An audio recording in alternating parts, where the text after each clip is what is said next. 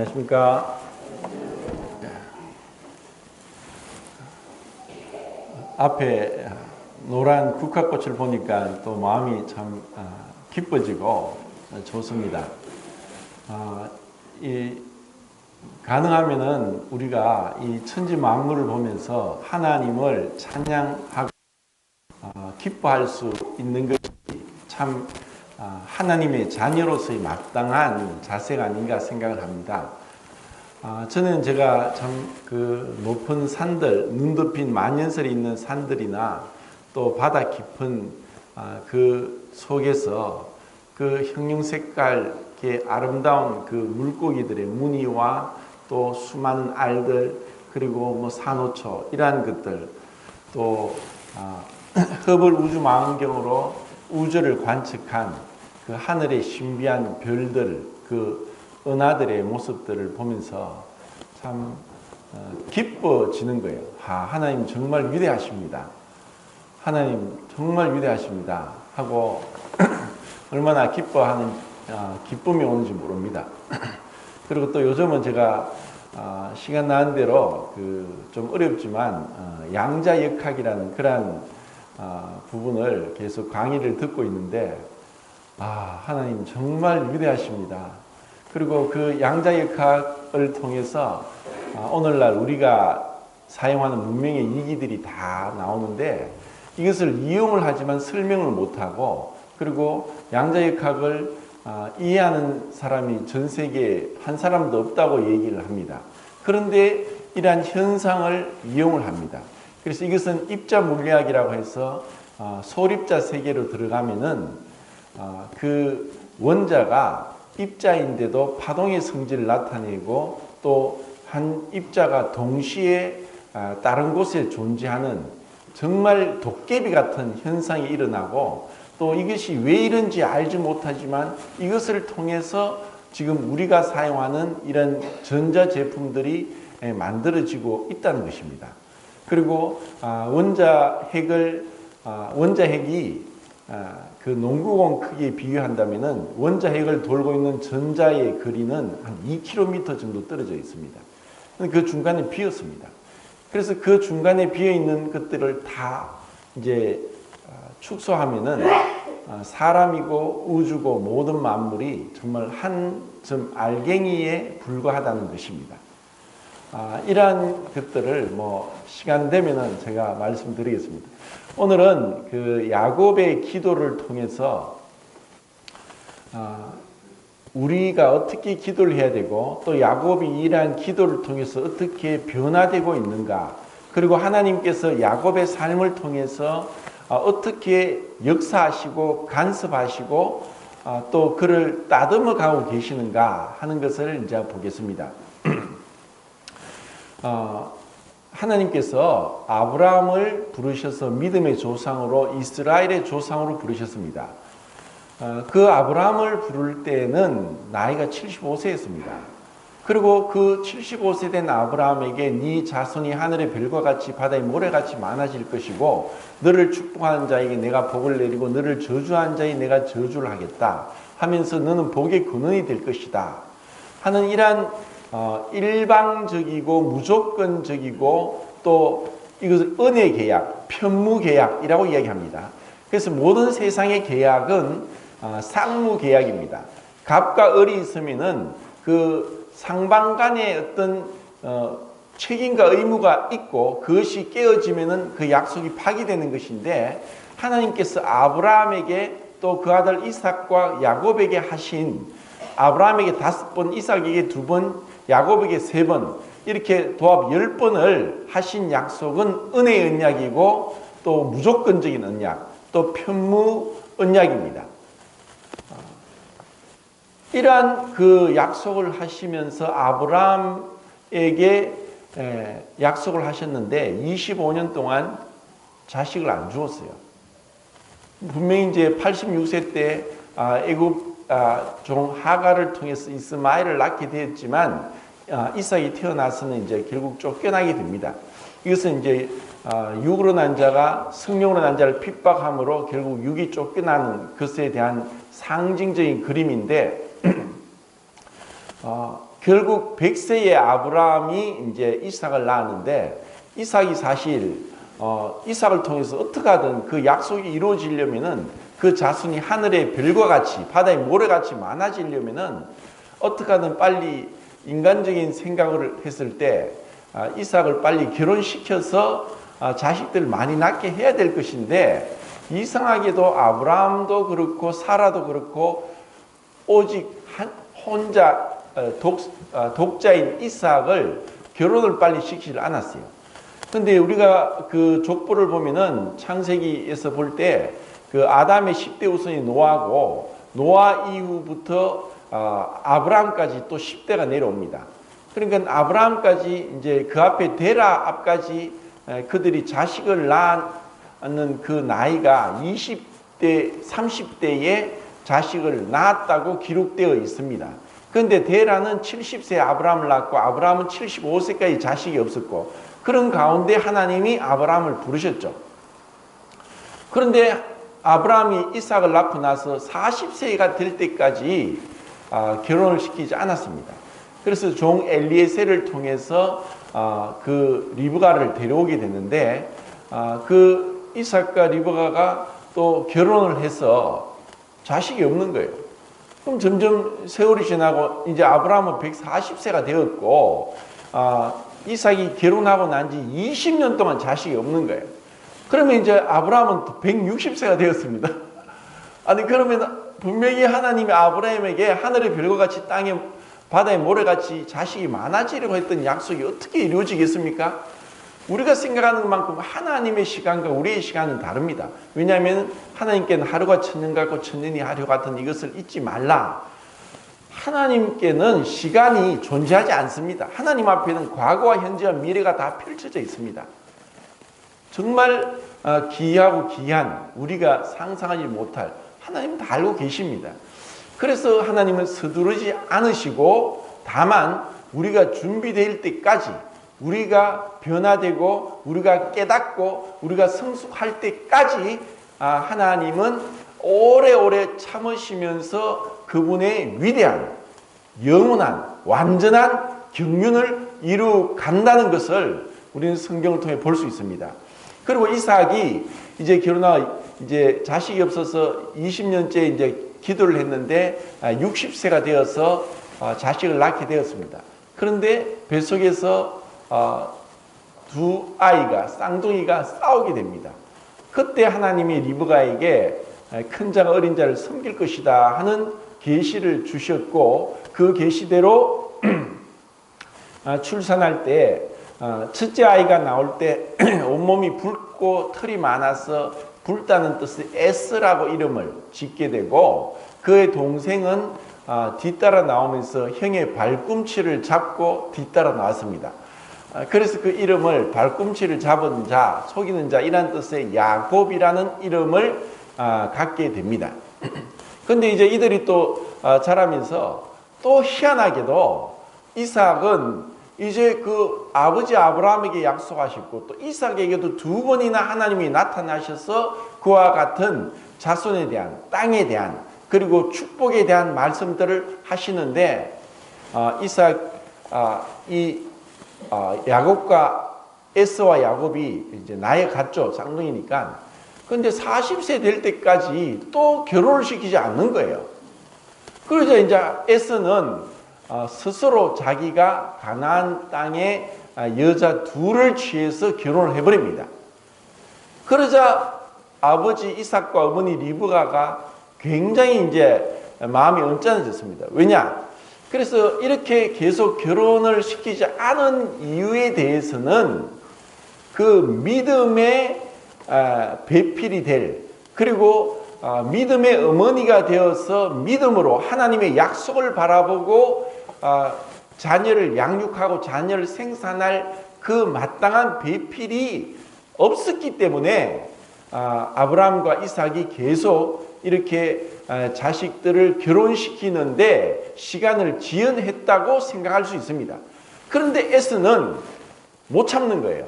아니 내가 지금 이제 40이 되었는데 이제 내가 언제까지 아버지가 나에게 합당한 믿음의 배필을 언제 주시겠느냐 하고 기다리다 못해서 가나안 땅의 여자 그것도 둘을 취해버립니다. 아내를 둘 취한 최초의 사람은 가인의 자손 라멕이었습니다. 아다와 실라라고 둘을 취하고, 이것은 명백하게 하나님께서 한 사람의 남자와 한 사람의 여자가 결혼을 하도록 한 것에 대한 명백한 이제 불순종이었죠. 그런데 우리가 아는 대로 아브라함도 그렇고 이삭은 그렇지 않지만 야곱도 그렇고 또 그 이후에 많은 이제 이스라엘 사람들이 이제 여러 아내를 두게 되는 것을 보게 됩니다. 그런데 이제 야곱은 나중에 이제 자기의 본의가 아니라 그의 외삼촌이자 장인 되는 라반에게 속아서 그렇게 여러 아내를 두게 되었지만, 하나님께서는 이제 이 에서가 자기 본의대로 임의대로 믿지 않는 이방 여인들을 취했다는 것을 통해서 아버지 이삭과 리브가가 굉장히 불쾌했습니다. 왜냐하면은 그의 아버지 아브라함이 그 본토 고향 갈대아 땅 우르에서 떠났던 것은 이미 갈대아 우르에서는 하나님을 믿는 자들이 없었기 때문입니다. 지금 거의 몇십 년 전에 한 40-50년 전에 밝혀진 고고학적 발굴에 의하면은 갈대아 땅 우르, 그것을 지금 우르크라고 이제 비문에도 나와 있고 한데, 그 우르에서 엄청난 문명이 발달되었고, 그곳에 그 피라미드과 같은 지구라트라는 엄청난 큰 석조 건물도 있고, 또 그 당시에 쓰여졌던 여러 독이나 이러한 것들을 볼 때 문명이 최초의 문명의 발상지인 그 메소포타미아, 이 그 두 강 사이에 있는 땅이란 뜻인데, 유프라테스와 티그리스 강 그 사이에 있는 갈대아 우르에서 문명이 엄청나게 발달됐습니다. 그런데 그들이 문명이 발달되었지만 하나님을 찾지 않았습니다. 하나님이 그런 가운데 한 사람 아브라함을 부르시고 그분의 믿음의 계보를 이어가도록 역사하고 계셨습니다. 그렇기 때문에 그 어디에나 이 아브라함을 제외하고는 믿음을 가진 자들이 없었기 때문에 아브라함도 이삭도 그 자식들의 그 결혼을 계속 미룰 수밖에 없었다고 또 추측을 할 수가 있습니다. 그런데 에서는 그렇게 가나안 땅 여자를 아내를 취했는데, 그것이 에서가 보니까 아버지 어머니가 굉장히 이제 언짢아하고 불쾌하는 것을 알게 됐습니다.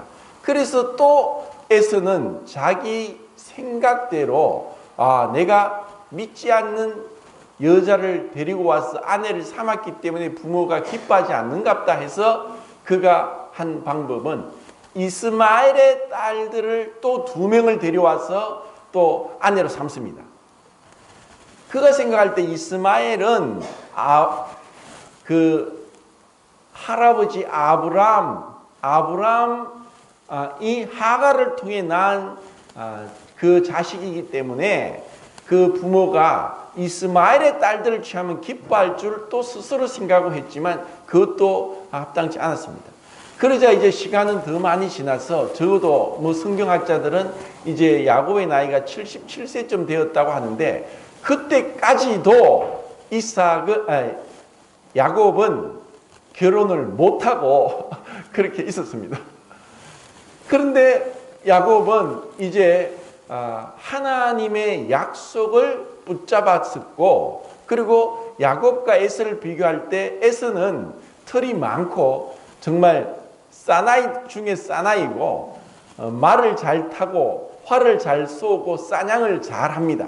이것은 어떻게 보면은 아버지 이삭은 너무나 조용하게 평온하게 문제없이, 그리고 아브라함과 야곱은 애굽에 내려가고 또 여러 가지 환난을 겪었던 반면에 이삭은 아무런 환난이 없었습니다. 단지 창세기 22장에 모리아 산에서 번제로 드리고자 하는 그 가운데 정말 죽음 가운데 부활한 것 같은 그와 같은 믿음의 순종은 있었지만 이삭은 아버지가 175세까지 살았고 이삭은 180세까지 살았고 또 야곱은 147세까지 사는 것을 볼 때 이삭은 평온하게 문제없이 살았습니다. 이것을 이제 예표론적으로 상징적으로 봤을 때는 우리가 믿음으로 하나님께 나왔을 때 이삭과 야곱과 같은 그 모습이 우리 안에 동시에 존재한다고 볼 수 있습니다. 이삭이 상징하는 것은 우리가 믿음으로 얻게 된 신분적인 의로움, 완전함, 이것을 얘기합니다. 그런데 야곱이 상징하는 것은 우리가 신분적으로 의로워졌고 거룩하여졌음에도 불구하고 여전히 옛사람의 습관이 남아있어서 투쟁해야 되고 싸워야 되고 전쟁하고 그리고 엎치락 뒤치락 하면서 넘어지고 자빠지고 죄를 범하고 그런 가운데 점점 점진적인 성화, 점진적인 거룩함으로 변화되어 가는 그러한 것을 야곱은 상징하고 있다고 우리는 볼 수 있습니다. 그런데 야곱은 그런 가운데 하나님의 약속을 바라보면서 형이 사냥하고 돌아왔을 때 아버지는 자기와 완전히 성격이 다른 아들 첫아들 에스를 더 좋아했고 리브가는 뱃속에 잉태했을 때 하나님의 계시가 그녀에게 주어졌기 때문인지 야곱을 더 애지중지합니다. 리브가는 멀리서 바단 아람에서 아브라함 종 엘리에셀의 말을 듣고 내가 가겠습니다 하면서 신랑 얼굴도 보지 않았는데 1000km 정도 되는 곳을 따라가면서 결혼하기 위해 따라갔던 것을 볼 때 리브가의 적극적이고 그리고 호탕한 그런 성격은 큰아들 에스에게 주어진 것 같습니다. 그래서 아버지는 첫아들을 좋아하고 어머니는 둘째 야곱을 좋아하는 이런 상황 가운데 야곱은 더 이상 언제까지 약속을 기다릴 수 있겠는가 하면서 에스와는 다르게 에스가 이방 믿지 않는 여자들을 아내로 취했다면은 야곱은 사냥하고 흙이 져서 배고파하는 형을 바라보면서 형에게 이야기합니다. 자기가 팥죽을 쓰고 형에게 이 팥죽을 먹을래 하니까 배가 고프니까 먹으려고 하죠. 그걸 먹으려면은 형의 장자권을 나에게 주면은 내가 이것을 주겠다고 했습니다. 그러자 에서는 내가 지금 배고파 죽겠는데 무슨 장자권이 필요한가 하면서 장자권에 대한 무시하고 소홀히 여기는 마음으로 장자권을 구두로 동생에게 팔고 우선 한 끼 배 불리는 팥죽을 먹게 되었습니다. 그리고 나서 또 야곱이 한 것은 아버지의 축복의 기도를 받아서 아버지로부터 오는 하나님의 그 축복을 받겠다는 그런 마음을 갖게 되었고 이것은 그의 어머니 리브가와 함께 그걸 뭐라 합니까? 공조해서 동조해서 같이 그런 공동 범죄를 저지르게 됩니다.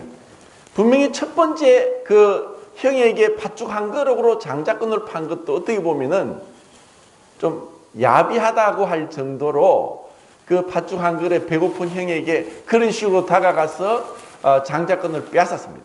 그런데 이제 또 다시 아버지의 축복을 받으려고 하는 상황 가운데 아버지 이삭은 나이가 많아서 눈이 보이지 않게 됐습니다.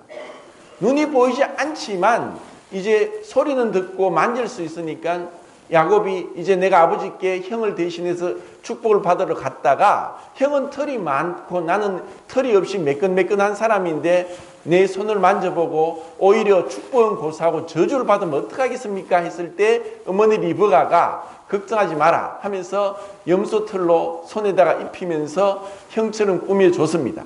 그리고 리브가가 염소로 마치 덜짐승 사냥을 사슴이나 노루나 이런 것을 사냥해서 요리한 것처럼 염소를 그렇게 요리를 해서 아버지가 좋아하는 별미로 이삭에게 들고 갔습니다.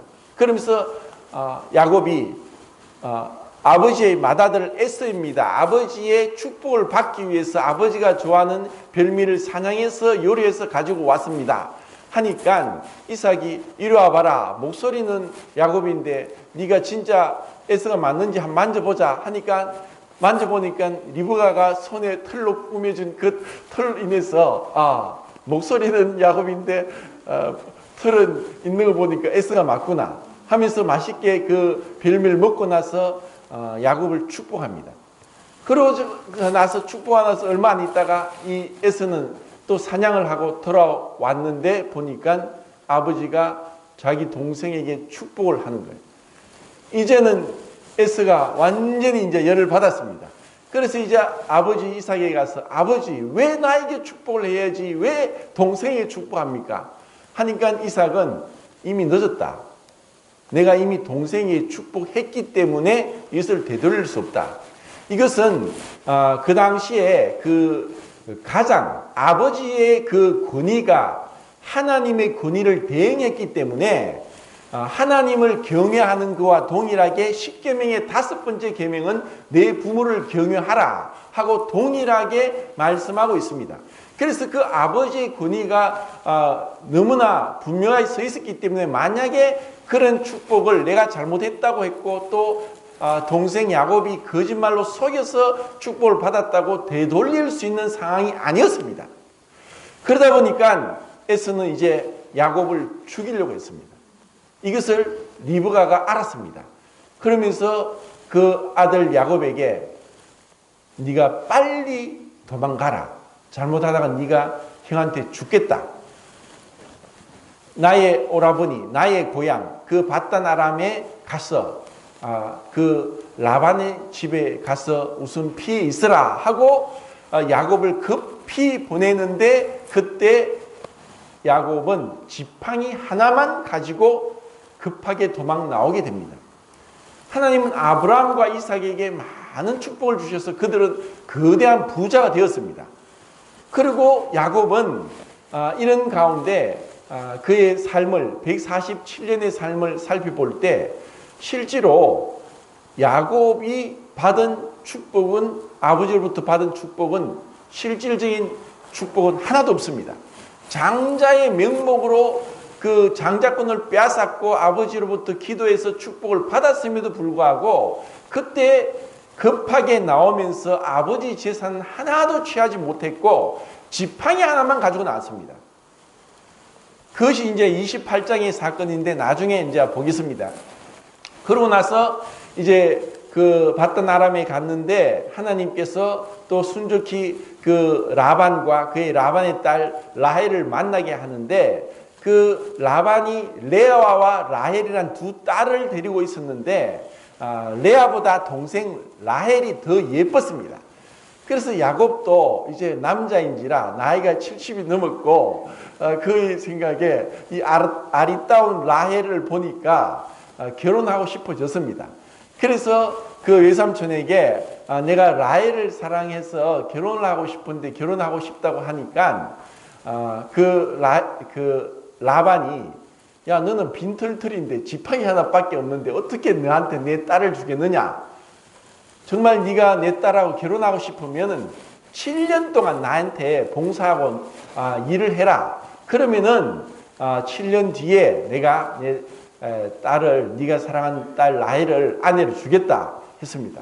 그러자 이제 야곱은 그 7년이 이제 며칠이 지나는 것처럼 빨리빨리 지나갑니다. 빨리 7년을 채워서 결혼하고 싶은 마음에 라헬 아내를 얻고 싶은 마음에 7년을 수일처럼 여기면서 열심히 일을 했습니다. 그리고 7년째 되는 날 유대인들은 밤에 결혼식을 합니다. 이것은 창세기에서 하나님이 천지를 창조하실 때 밤이 되고 낮이 되니 첫째 날이라 이런 원칙에 따라서 유대인들은 오후 6시부터 그날이 시작이 됩니다. 그래서 결혼식도 저녁에 하게 됩니다. 그리고 저녁에 이제 결혼식하고 연애를 벌이고 나서 이제 신부가 신랑에게 오는데 그때는 신부가 면사포를 써서 얼굴을 가리게 됩니다. 그리고 그 당시에는 전기도 없고 밤이 되면은 캄캄하니까 캄캄한 가운데 면사포를 쓰고 방에 들어오니까 자기는 생각할 때 이제 드디어 내가 7년 동안 기다리던 그 아내 라헬을 아내를 취한다 해서 하룻밤을 자고 아침에 일어나 보니까 라헬이 아니라 언니 레아였습니다. 이건 완전히 이제 야곱이 그 외삼촌이 장인인 라반에게 속게 된 것입니다. 그래서 따졌죠. 아니 왜 그러십니까? 왜 나에게 레아를 줍니까? 했을 때 그 라반의 말은 뭐 어쩜 일리가 맞습니다. 우리 마을에서는 동생을 언니보다 먼저 시집 보낼 수 없다. 그래서 언니를 보냈다. 네가 정말 라헬을 또 얻고 싶으면 또 나를 위해 또 7년을 일을 해라. 이렇게 해서 사실 라반은 야곱의 한 수 위였습니다. 야곱이 자기 나름대로 생각하면서 형 에서를 2번이나 속였다면은 라반에게 야곱은 또 동일하게 2번을 속았다고 볼 수 있고, 그렇게 해서 이제 일주일 지난 뒤에 라헬을 이제 아내를 얻게 되었죠. 그래서 이제 본의 아니게 야곱은 2 아내를 거느리게 되었습니다. 그러는 가운데 레아 입장에서는 얼마나 수치스럽고 부끄럽고 얼마나 여자로서 참 끔찍한 게 있습니까? 왜냐? 나의 남편이 나를 사랑하지 않고 나의 동생을 더 사랑한다고 하는 것보다 더 레아로 하여금 수치스럽고 죽을 정도로 힘든 것은 없었을 것입니다. 그런데 하나님은 참 지극히 공평하시다고 생각을 합니다. 왜냐하면 레아는 동생보다는 얼굴이 못났지만은 믿음에 있어서는 동생보다 더 나았습니다. 그리고 그런 가운데 레아는 정말 하나님께 매달렸습니다. 그래서 하나님께서 레아의 태를 먼저 여셔서 르우벤 보라 아들이다. 그리고 둘째 시몬, 하나님이 내 기도를 들으셨다. 셋째 레이, 이제 하나님은 내 남편이 나와 연합할 것이다. 그리고 넷째 아들 유다를 낳으면서 이제 내가 하나님을 찬송하겠다 하면서 그 자식들의 이름을 그 레아가 지어주면서 그 자식들의 이름을 통해서 그 레아가 얼마나 그 하나님을 간절히 바라보고 기도하고 하나님께 나아갔던가를 볼 수가 있습니다. 그에 비해서 라헬은 이제 언니지만 경쟁자가 되었고 시기심이 생겼고, 아니 왜 하나님이 나에게는 태를 주시지 않지 하고 기도하기보다는 인간적인 방법으로 자기의 몸종인 비라를 남편에게 주면서 오히려 내가 내 여종 비라를 통해서 자식을 내 품에 안겠다 해서 또 비라를 주었습니다. 그래서 야곱은 또 비라를 통해서 단과 납달리, 단이란 뜻은 이제 라헬의 이름 짓기를 이제 하나님이 심판하신다. 그리고 납달리, 이제 하나님 나에게 이것을 얻게 하셨다. 이런 뜻으로 이제 단과 납달리를 얻게 되었습니다.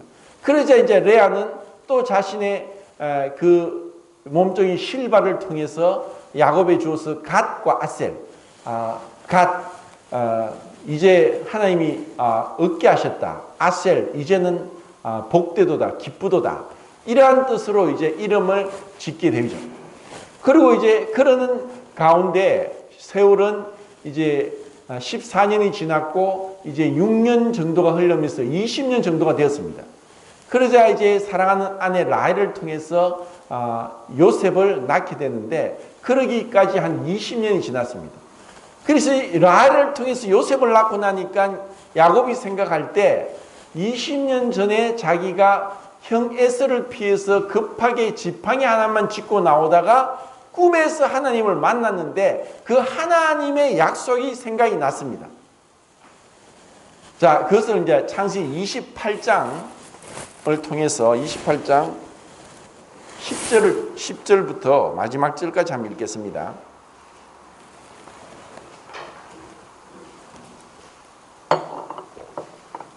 (28장) 10절부터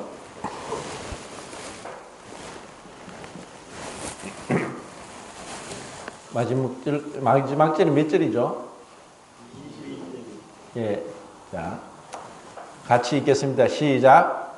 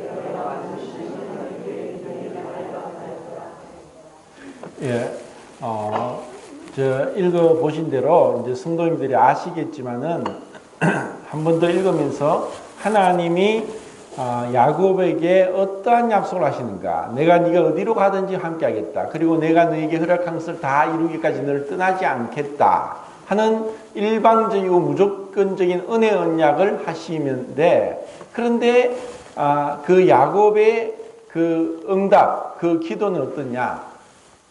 어떻게 보면은 그것이 야곱의 믿음이라고 볼 수 있고 이 어린아이 같은 그런 기도라고 생각할 수 있는데, 이것은 우리 모두가 어쩌면 이런 과정을 거쳐야 되고 거칠 수밖에 없는 것이 당연하지 않을까 생각합니다. 왜냐하면은 야곱은 하나님께서 이렇게까지 너무나 분명하게 거짓말 하실 수 없는 하나님이, 모든 것을 알고 모든 것을 행할 수 있는 하나님이 야곱에게 너 내 절대로 너 놓지 않는다.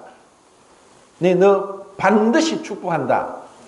항상 너와 함께 한다.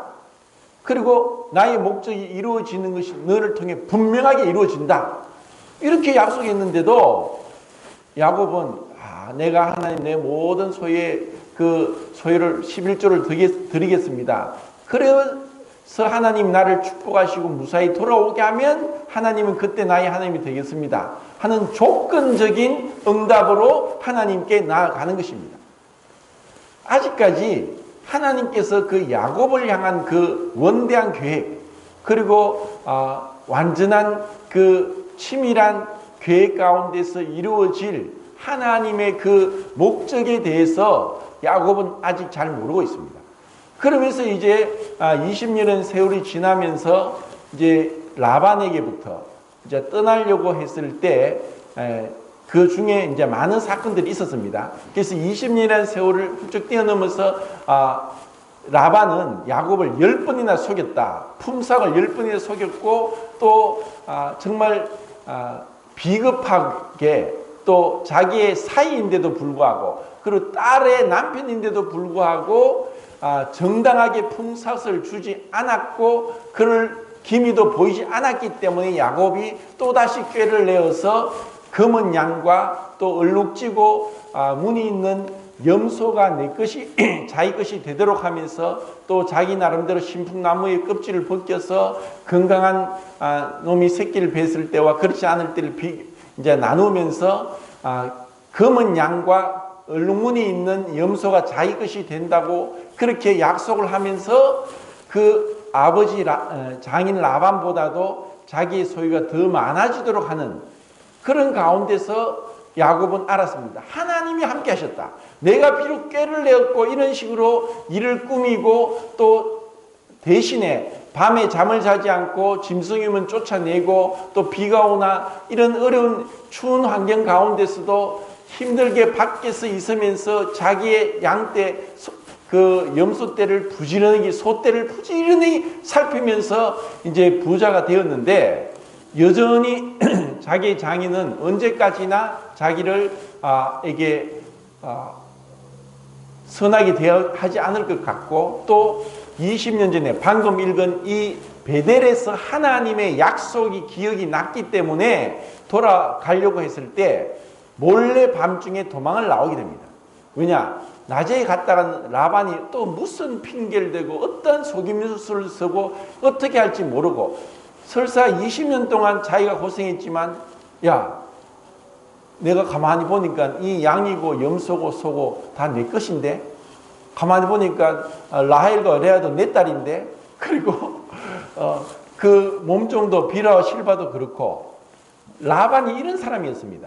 그러니까 나중에 이제 와서 야곱에게 말하기를 다 내 건데 네가 가져가느냐, 이런 식으로 완전히 도둑놈 심보로 가지고 있는 그러한 라반이었기 때문에 밤중에 도망가야 되겠고, 그것을 아내 라헬과 레아에게 얘기했을 때 허락했습니다. 분명히 하나님이 꿈에서 나타나서 베델로 돌아가라고 하셨기 때문에 그 말씀에 순종해 돌아갑니다. 그렇게 돌아가다가 나중에 라반이 이 사위와 딸들과 그 가축대가 다 없어진 걸 알았습니다. 급하게 쫓아왔죠. 그런데 하나님은 또 라반에게 꿈에 나타나셔서 네가 선악간에 가부간에 어떤 말도 야곱에게 하지 말라. 하면서 라반의 입을 막았습니다. 사실 하나님께서 그 약속대로 28장의 약속대로 라반에게 행하지 않았으면은 라반의 그 심성과 그의 그 인격으로 봐서는 야곱이 순탄하게 베델로 못 돌아갑니다. 라반이 그런 사람입니다. 그런데도 불구하고 와가지고 아니 이 가축대도 내 거고 내 딸도 내 딸이고 이런 얘기를 하는 거예요.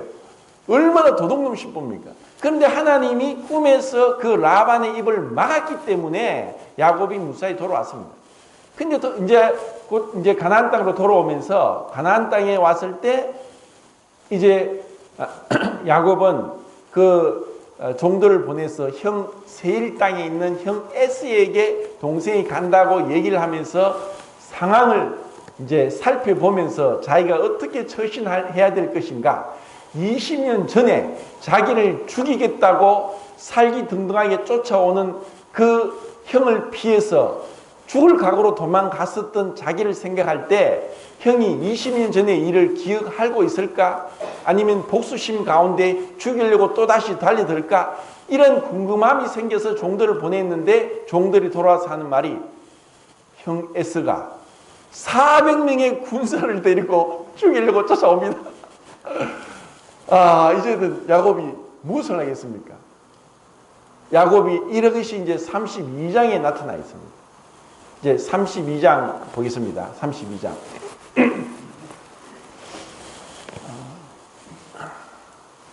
이제 1절부터 8절까지 읽겠습니다. 8절 시작.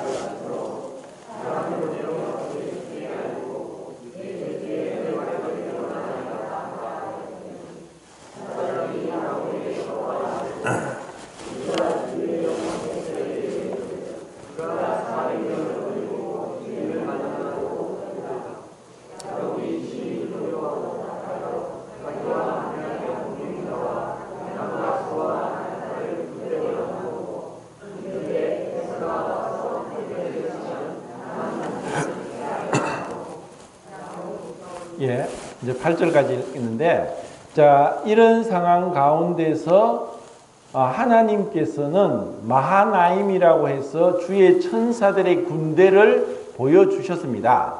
자, 우리가 지난번 시편 34장을 할 때 34장 7절에 주를 경외한 자의 주의 사자 천사들을 둘러 진친다는 말씀을 봤었고, 그러면서 천사들에 대해서 살펴봤는데 시편 91편 11절 12절에도 그 천사들이 발이 땅에 부딪히지 않게 받들어 준다는 말씀을 보게 되고, 그리고 창세기 18장 19장에 그 하나님과 천사들이 인간의 몸을 입고 와서 음식도 먹으면서 대화를 했던 그러한 장면도, 그리고 13장에서도 나오고, 그리고 사도행전 27장 23절에 보면은 주의 천사가 바울 곁에 서서 두려워하지 말라, 네가 로마에 가서 나의 증인이 되어야 될 것이다 하면서 위로하고 격려하는 천사의 그러한 모습들, 그리고 히브리서 1장 14절에서 그 구원 얻을 후사들을 섬기려고 보낸 천사들에 대한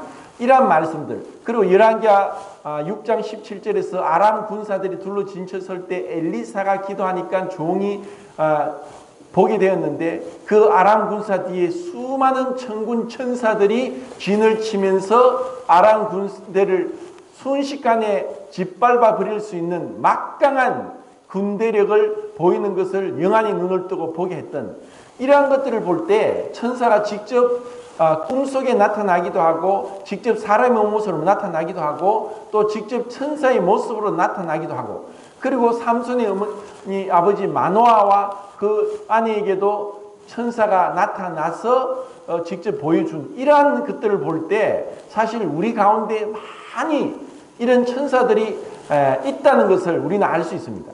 그리고 하나님은 이런 상황 가운데서 마하나임이란 주의 천사들의 군대를 통해서 하나님이 창세기 28장에 약속한 약속을 이루시고 성취하고 야곱을 보호하겠다고 했다는 것을 우리는 알 수 있습니다.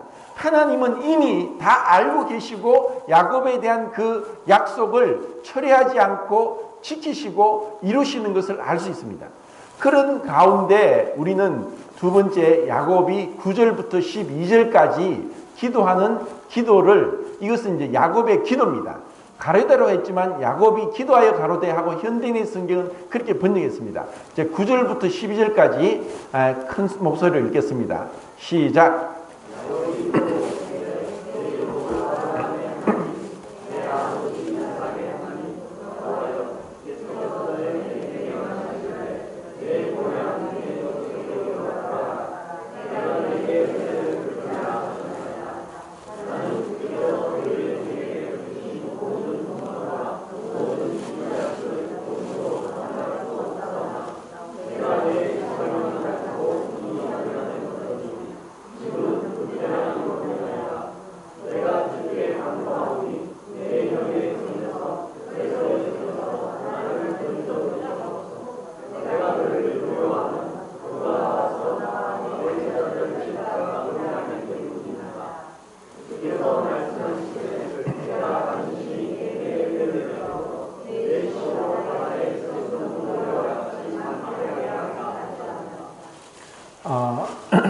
사실 이제 야곱이 여기서는 발등에 불이 떨어졌습니다.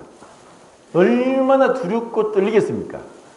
그리고 우리는 에덴 동산에서 쫓겨난 가인이 아벨을 쳐 죽인 사건을 통해서 인류 역사상 사실 가족 안에서 살인사건이 일어났던 것을 보게 되고, 또 이런 것들을 인간의 그 죄성을 봤을 때 야곱은 충분히 에서가 자기를 죽일 수도 있다. 그리고 400명을 데리고 왔는 걸 봤을 때 20년 전에 그 원한을 아직까지 품고 있고 복수하겠다는 마음이 있다는 것을 알고, 야곱은 자기가 그렇게 영적으로 봤을 때는 하나님의 축복을 갈구했는데 실질적으로는 그 형의 원한을 사서 죽을 상황이 됐습니다. 그리고 그 뒤에 또 읽어보면은 야곱은 그 가축의 떼가 거의 600마리 정도 되는데 그것을 계속 나누고 하면서 그 에서의 마음을 풀고 그 선물을 준다고 하면서 에서의 마음을 어떻게 하든 누그러뜨리고 자기는 기도하면서 그 하나님을 의지하면서 에서로부터 죽지 않고 살아나기 위해서 다 그렇게 앞서 보냈는데 비겁하다고 할까요? 너무나 인간적이라고 할까요? 다 둘러보내고 자기 혼자 야복강을 넘지 않고 야복강에 있습니다. 그 야복강이라는 뜻은 그 요단강과 사이사이에 있는 강인데 야바크라는 동사, 그 싸우다, 씨름하다라는 그 동사에서 나왔고, 그 야복강은 씨름하고도 싸우다는 이런 의미의 뜻으로 이제 다 야복강을 건너 보내고 자기 혼자 밤 새도록 야복강가에 두려워 떨면서 내가 도망을 갈까? 도망을 가고 싶어도 처자식이 있는데, 그리고 많은 20년 동안 죽을 고생해가지고 쌓아놓은 재산인 가축들이 있는데 또 어디를 도망가? 이제는 도망 못 가. 이제는 도망 못 가. 내가 죽더라도 하나님께 기도했고 하나님께 은혜를 구했고 인간적인 방법으로 다 자기 방법을 다 강구하고 나서 이제 하나님이 천사로 그에게 나타났습니다. 그래서 야곱은 알았습니다. 하나님이 천사를 붙들었습니다. 나를 축복하소서. 나를 축복하소서. 나를 축복하지 않고는 당신을 놓지 않겠습니다. 밤새도록 실험했다. 이것이 어떠한 건지 정확하게는 알 수 없지만 야곱이 기도하면서 하나님을 붙들면서 도와주십시오. 살려주십시오. 죽지 않게 해주십시오. 은혜를 베풀어 주십시오. 하고 죽을 각오를 하고 하나님과 밤새도록 실험을 했습니다. 근데 진짜 그것은 천사와 실험했다고 생각이 됩니다. 왜냐? 그렇게 해도 이제는 야곱을 하여금 안 되겠다. 도저히 나와라. 나는 가겠다. 아닙니다. 축복하고 가십시오. 놔라. 이런 가운데 천사가 안 되겠다 싶어서 그 야곱의 환도뼈, 엉덩이뼈를 쳤습니다. 이제는 야곱은 쩔뚝빠리가 되었고 꼼짝도 못하게 도망도 못 가게 됐습니다. 그리고 천사가 하는 말이 네가 하나님과 싸워 이겼다. 내가 너에게 새 이름을 주겠다. 야곱이라 하지 않고 이스라엘이라 하겠다. 그것은 네가 하나님과 기울어 이겼다는 뜻이다. 이제 야곱은 그와 같은 이스라엘이라는 이름을 받게 되었습니다. 당신 이름이 무엇입니까? 했을 때 왜 내 이름을 묻느냐? 하고 가르쳐주지 않습니다. 이것은 성육신 하시기 전에 주님이 아닌가라고 생각을 하게 되는데 어떻든 야곱은 그 밤새도록 실험한 가운데 얻게 된 것은 뭐냐? 상황은 똑같습니다. 여전히 에서는 400명의 군사를 데리고 오고 있었고 그에게는 달라진 것이 없습니다. 그에게 달라진 것이 있다면 쩔뚝빠레가 됐습니다. 그는 이제 도망도 못 갑니다. 이렇게 하나님이 야곱을 다루시는 것을 통해서 이제까지는 많은 역사적인 얘기를 했는데 결론적으로 제가 말씀드리고 싶은 것은 하나님이 우리에게 원하신 것이 있습니다. 그것은 야곱은 실질적으로 아버지의 축복, 재산, 장자권의 그 어떤 하나도 못 받았습니다. 그렇죠. 실질적으로 야곱이 받은 건 없습니다. 그가 20년 동안 죽을 고생해서 그래서 모은 재산입니다. 그리고 만약에 라반을 하나님이 입을 막지 않았으면 그 20년 동안 죽을 고생해서 모은 것마저도 야곱은 다 빼앗길 수밖에 없는 그런 상황이었습니다. 하나님이 그것을 보호하셨죠. 그리고 에스 마음을 누그러뜨려서 보자마자 부둥켜 알고 울게 했습니다. 그냥 그 마음이 죽이려고 쫓아왔는데 하나님이 그 마음을 움직이니까 에스는 그 동생을 보고 동생아 네가 20년을 보는가 네가 어떻게 됐냐 이 앞에 있는 많은 가축대와 이 처자식들이 뭐냐 하고 물으면서 화해하게 되고 그리고 야곱은 웁니다. 어떻게 보면 하나님이 그 마음을 움직이니까 에스는 하나님께서 야 네가 그 피부치 동생을 너는 그래도 힘이 있고 건장하고 사냥해서 뭐든지 할 수 있고 원하는 대로 할 수 있는데 야곱은 정말 그 엄마 치마 자랑만 붙잡고 바깥에 나가 살 수 없는 남자답지 못하고 사냥도 못하고 그런 맘마보이 같은 그러한 야곱인데 왜 네가 쌍둥이 동생을 죽이려고 했던가 하면서 하나님이 에스를 부끄럽게 하니까 그런 가운데 눈물을 흘렸다면 야곱은 하나님이 에스의 마음을 돌이켜서 죽이지 않고 이렇게 부둥켜 알고 울게 했다는 하나님의 그 기도 응답에 대해서 감사해서 눈물을 흘렸다고 생각합니다. 상황은 바뀐 게 없습니다. 그런데 하나님은 야곱을 통해서 계획하시고 또 변화시키고자 한 것이 있습니다. 야곱을 하여금 그래 네 생각, 네 계획, 네 여러 가지 술수들을 버려라. 하나님이 다 하지 않느냐. 하나님이 마하나임을 보여줬고 베델에서 하나님이 분명한 일방적이고 은혜롭고 무조건적인 약속을 했다. 하나님을 믿기보다는 어떻게 보면은 하나님을 믿었죠. 믿었으니까 그렇게 살아왔습니다. 그런데 궁극적으로 하나님이 야곱에게 원하신 것은 너가 스스로 하는 모든 것을 내려놓고 하나님이 이루신 것을 바라보고 믿고 즐거워하고 안식하라. 이것을 원하는 거예요. 주님이 우리에게 원하는 것은 사실 야곱과 같은 그런 급박한 상황이 아닐지라도 하나님이 우리에게 원하는 것은 나의 헛된 자존심, 나의 생각들, 이런 많은 인간적으로부터 오는 것들을 다 내려놓고 주님 그 분 한 분만으로 그분 안에서 안식하고 기뻐하고 또 그분이 가라면 가고 서라면 서고 그리고 나의 어떤 것을 성취하고 한다기보다는 죽음이 내 안에서 역사하고 부활의 생명이 나타나도록 축복의 통로가 되는 나는 죽고 그리스도가 나타나도록 했던 세례 요한과 같은 그런 마음으로 주님 앞에 우리가 철저히 굴복되고 내 자신이 십자가에